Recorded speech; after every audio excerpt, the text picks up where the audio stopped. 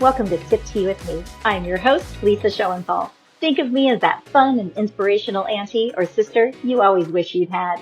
This is the space where we hang out, brew up meaningful conversations about health, wealth, relationships, and travel because life is too short not to live with purpose, passion, and abundance. If you're ready to chase your dreams, find your balance, and make a massive impact, you're at the right table. I'll be sharing real stories, life hacks, and epic wisdom to keep you mindful, energized, and connected. It's all about inspiring and empowering you. So grab your favorite cuppa as we spill the tea on how to create a life that's transformational, empowering, and authentically you, 100%. Let's drink to that and get started. So, Sip Tea with Me was inspired by this time I had with my grandmother, where we would sit at her kitchen table and she would say, okay, we're going to dish, but we are going to make a pot of tea first. And it would never be a cup of tea, it would always be this pot. And this is where all the juice happened. This is where I would tell her all my secrets. I would talk to her about whatever was going on in my love life. I lived with her during college. I lived with her when I was a child. She was my go-to. And so that was how Sip Tea was inspired.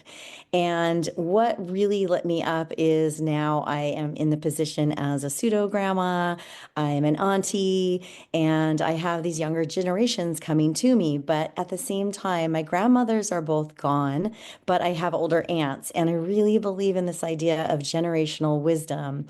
It has been what's transformed, empowered, brought me to my own authenticity.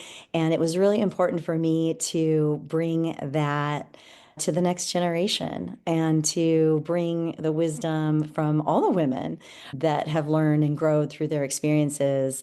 With that, I also have written a book, The Men We Meet, and it is the 15 key lessons learned in love. And through that, I've explored my own experiences. And of course, that's about the men in my life. So I was talking about the generational wisdom from the women when we're on Sip Tea with me, but it always comes back to our relationship with ourselves and with those around us, whether it's our partnerships in business, in friendship, in love. It always comes back to how can we be our truest, most authentic self, and what do we really desire? When I wrote The Men We Meet, I was kind of in a place where I had the opportunity to just decide what I wanted to do next. And I took a 3-month trip around the world, and I asked myself to not open any new doors, but to sit with all the experiences and opportunities that I have already had in my life and ask the universe to tell me what should I do next. Kind of have an option generator mind. So I have lots of ideas all the time. And I think most of us do. I think that's sort of our world these days. It feels a little, as they say, ADHD, which I don't really believe is a thing. I think we just have a lot of opportunity now. Things are moving really fast. So I asked myself, what was the next thing I'm going to do? Or I asked the universe, which is really ourself anyway, right? So every time I sat with myself and my journal, it came back to write the book, write this book about the men in your life. I lost my dad when I was really young to suicide. My mom remarried really quickly. I have a brother that's just barely older than me. I had grandfathers. I have a younger brother.